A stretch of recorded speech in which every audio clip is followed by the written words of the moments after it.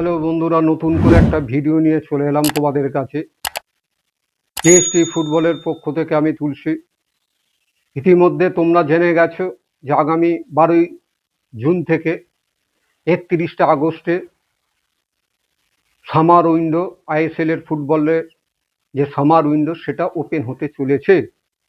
এখন এই জায়গায় দাঁড়িয়ে ইস্টবেঙ্গল খুব জোরালোভাবে দল বদলের বাজারে সক্রিয় ভূমিকায় আছে এবং এক্ষেত্রে বলে দেওয়া যায় যে ইস্টবেঙ্গল তার মূল প্রতিদ্বন্দ্বী মোহনবাগান থেকে কয়েকাংশ এগিয়ে আছে।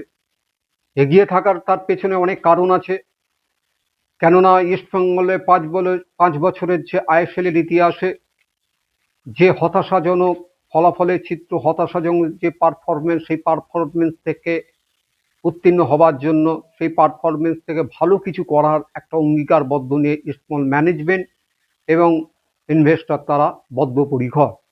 সেই নিরিখে ইস্টবেঙ্গল এবার নতুন করে দল গঠন করার জন্য প্রথম থেকেই থাংবং সিংঠকে নিযুক্ত করেছে এবং অস্কার ব্রুজন তো আছে।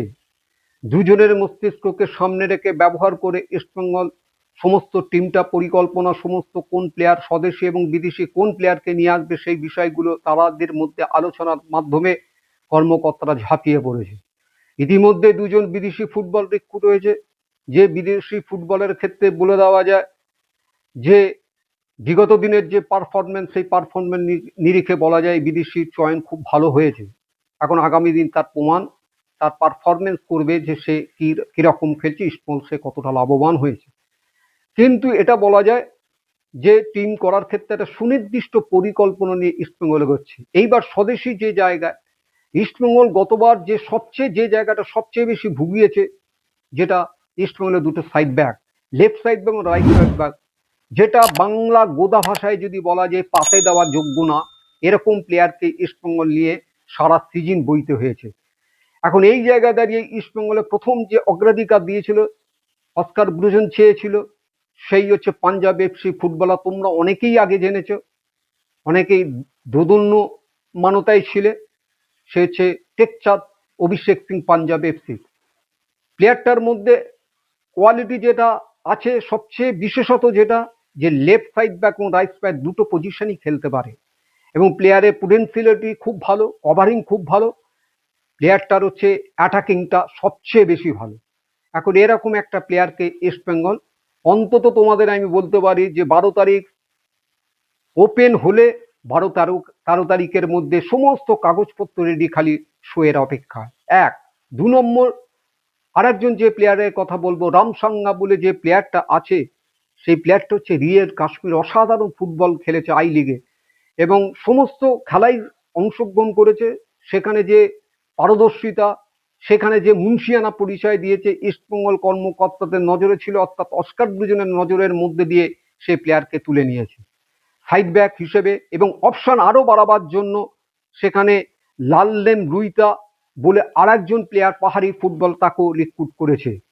মানে এই সমস্ত প্লেয়ারগুলো হচ্ছে খালি 12-13 তারিখে সানডে ছাড়া যেদিন হচ্ছে ওপেন থাকবে সামার উইন্ডো, সেই সামার উইন্ডোকে ফুল কাজে লাগাবে ইস্টবেঙ্গল, খালি সময়ের অপেক্ষা। এরপর যে প্লেয়ারটার নাম বলবো, লাম গৌলেন গো হাংসি, এই প্লেয়ারটা খুবই ভালো প্লেয়ার। অর্থাৎ এই সমস্ত প্লেয়ারগুলোকে যা নিচ্ছে 3-4টে, এবং গতবারে 2-1টা ডেভেলপমেন্ট লিগের থেকে আমাদের যে প্লেয়ারগুলো নিয়ে আসবে সেই অন্তর্ভুক্ত করবে। অর্থাৎ রিজার্ভ বেঞ্চকে এবার সবচেয়ে বেশি শক্তিশালী করতে চাইছে। অর্থাৎ যে একাদশ থাকবে, যে একাদশ খেলবে মাঠে, তারপরেও যদি রিজার্ভ বেঞ্চে যেই একাদশের মধ্যে সম পরিমাণ, পার্থক্যটা 19-20 হবে না, পার্থক্যটা সেয়ানের জায়গায় থাকবে, সেরকম রিজার্ভ বেঞ্চ এবার তৈরি করেছে। এবং এটা বলতে অস্বীকার করা যাবে না যে এটা মনমানের থেকে শিক্ষা দিয়েছে। মনমান আজকে যে এত সাফল্য, আজকে মনমানের 11 জন সেখানে রিজার্ভ বেঞ্চ আর মনমানের প্রথম একাদশের মধ্যে কোনো পার্থক্য নেই।